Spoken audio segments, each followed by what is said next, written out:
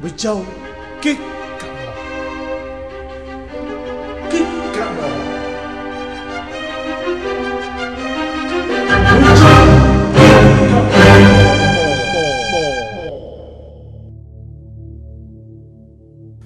我哋香港特區政府財爺曾俊華喺佢任內最後一份嘅預算案，佢以為係精心炮製啦。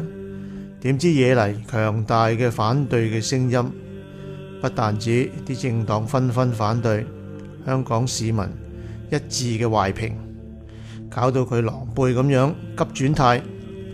喺強大嘅民意之下，唯有違反佢所謂嘅理性嘅理財原則，向市民嚟到派錢。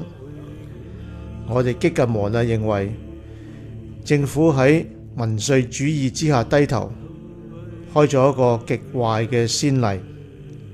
以後香港政府嘅施政更加會困難重重。當然大家都明白點解佢突然間會急轉彎呢？因為佢想扭轉3月6號星期日市民上街嗰種嘅威脅啊嘛。呢個司馬昭之心就路人皆見啦。但係我哋認為佢咁樣做可能適得其反，結果可能更加令好多嘅人本來唔上街嘅都走上街嚟對抗議。點解有錢收仲上街抗議？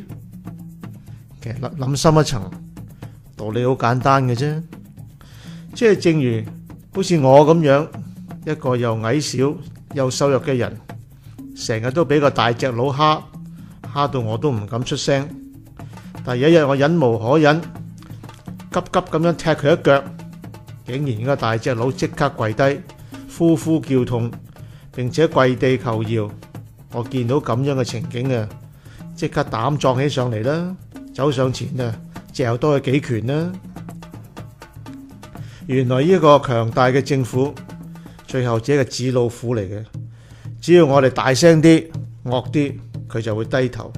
咁市民以後政府嘅政策又點樣嚟到去實施同埋推行呢？其實財爺開始制定佢嗰個嘅預算案嘅時候，佢多啲聽下市民嘅訴求，多啲嚟到聆聽各階層嘅聲音，可能佢就唔會今日咁樣推出一份令人哋憤怒又唾罵嘅預算案啦。